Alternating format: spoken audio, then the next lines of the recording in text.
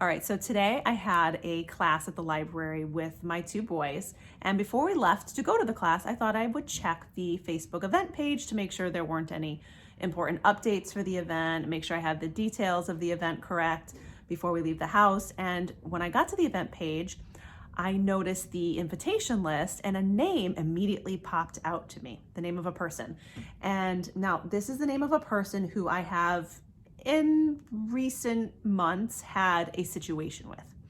Okay. I won't get into the details of the situation because that's kind of irrelevant to this story, but there was a situation.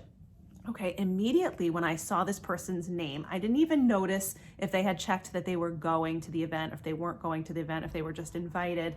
I just saw the name and I immediately thought, oh no, this person's going to be at the event. And this flood of heat washed over my body. Okay, so it's sort of like, I'm going to describe what it feels like. So it's like this wave that starts like around my knees and it just goes up and through my face, through my head, and my face will sort of burn, almost like I've just gotten a sunburn, right? And it's almost like a maybe an embarrassment type of feeling, but I know, because I know myself, that that is a feeling, a bodily sensation that I have that is associated with shame. And shame is a feeling that is usually not a current emotion. It's usually tied to something, that we've experienced way in the past. And there's certain things that happen in our current life that will trigger it. And now it's so interesting because that bodily sensation will happen before our thoughts even recognize why it's happening, which is the crazy thing about trauma and emotional wounds is that, there's actually a book, I think it's called The Body Remembers or something like that. And it's like our body, our physical body will signal to us that something is wrong or we need to pay attention to something before our thoughts can even catch up to knowing what that thing is. And, so this heat rushed over my body. And I immediately, because I have been doing the work for so long, I immediately know what it is. So I can say, I know what that is. That's shame. Why am I feeling that?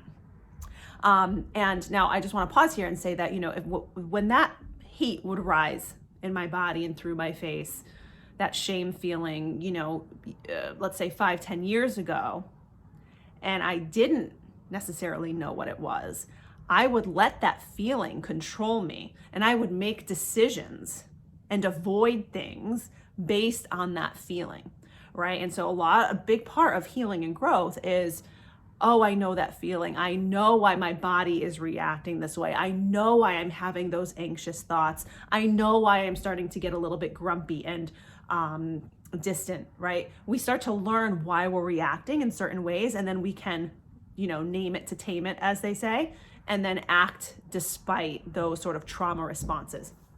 She hadn't responded to the event that she was going, but I knew there technically was a possibility that she could show up. And this is a small event in small close quarters, and to be in a room with somebody, right, who you are maybe a little bit uncomfortable with can be awkward and unsettling, right? So I had to deal with that shame feeling in the moment and deal with how I would handle myself if I was confronted with somebody I was uncomfortable with at this event, which I was leaving for, I was checking the Facebook page like 5 minutes before I was going to leave the house. So I had to sort of act and make a plan quickly. Now, and the key word there is plan. So if you are a trauma survivor, childhood trauma survivor, adult child of any kind, planning, right, can be a really useful tool for coping with difficult situations and sort of forcing ourselves into healthier, more productive behaviors rather than falling back into old conditioning. So my plan was, of course, to continue to go to the event because I'm not going to let that shame feeling dictate my life any longer, right?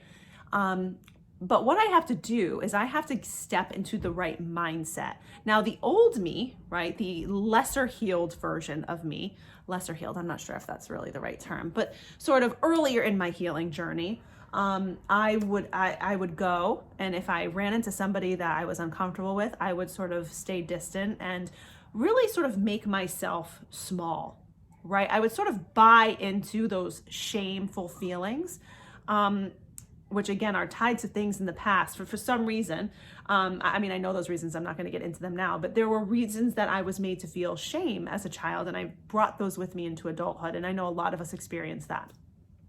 But I would buy into those feelings of shame. And so I would immediately in the moment and in the situation where I was sort of confronted with an uncomfortable situation, I would sort of shrink and I would make myself small, and I would sort of, like I said, buy into that shame and really start to think to myself that there's something wrong with me. I did something wrong.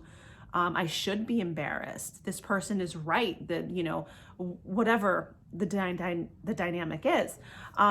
And so I have to sort of, if you've seen my videos or read any of my work, you know that I'm really into rules and boundaries and planning and sort of using different tactics to retrain the brain. And I think it's a lot of these things a lot of healing is about going through the motions enough times where you then start to become comfortable with the motions you're going through. And if you're planning correctly, those motions are essentially healthier, more productive behaviors that help you heal and grow and develop, as an individual.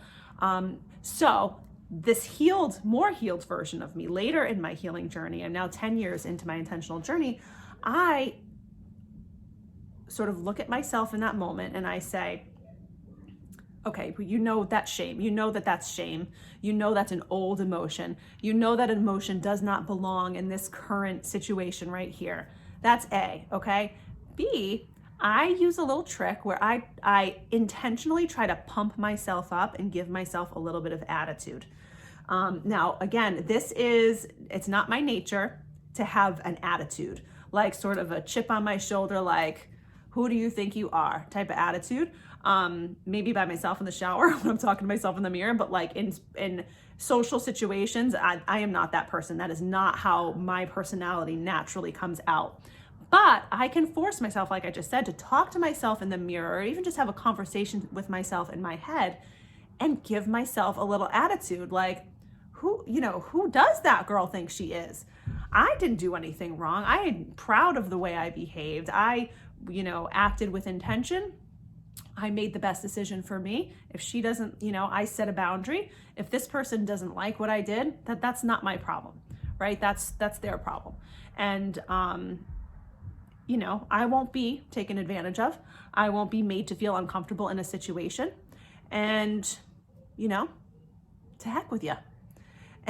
And now, again, we all have our tricks. This is a trick that I have for myself. And again, I use this word tricks. It's like I have to make these intentional plans that are outside of my conditioning, outside of my nature, so that I will act in a way that is healthier and more productive.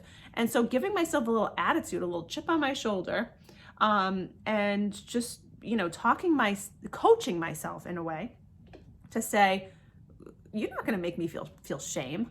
Who the heck are you to make me feel shameful? Shame is not my thing anymore. Okay, I'm going to take that feeling, I'm going to name it to tame it and toss it out, and I'm going to go about my day, and I'm going to hold my head high and enjoy myself. And if someone else feels uncomfortable because I'm there, again, not my problem.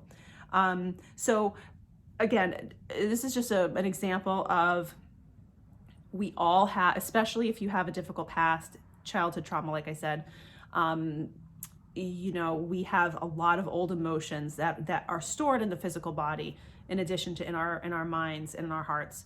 And the body will often react quicker than our thoughts, right? And part of the healing process is being able to then attach that feeling to conscious present day thoughts and work with it and release it, right? And we learn from it every time it shows up. And they show up less frequently, but I personally don't believe that the emotional wounds that we have ever go away completely. They're always sort of a part of us in the same way memories are.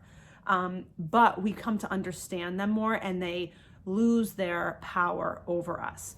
Okay. So the next time you feel that hot, burning sensation show up in your cheeks because something has triggered you to feel shame, I encourage you to name it to tame it, and give yourself a little coaching session with some attitude And remember that you deserve to have that attitude. You have every right to have that attitude, especially when we make sure that we always act with dignity and integrity and self-respect and respect for others, right? We should have no problem, walking with our head high and with confidence. And if we're uncomfortable in a situation, that's okay. That's a natural feeling. But hold your head high, give yourself a little attitude. And even if that attitude comes through a little bit. So like when I'm explaining that I, kind of coach myself with attitude, that doesn't necessarily come through to other people, right? Because again, that's not really my personality. But I sort of imagine it coming through. And that's one of the things that helps to calm all of that nervous energy when I'm walking into a situation where there might be discomfort. So I hope that is helpful for you today. I want to talk more about shame. Actually, I'll end with something that a therapist told me a while back. I had explained to her that there was a situation I was fearful of, and the thing that I was fearful of was being made to feel shame. And she said to me, other people or things can only make you feel shame if you believe them. If you believe the message that they're either telling you or implying, that's the only way they can actually thrust shame upon you. So I will leave you with that.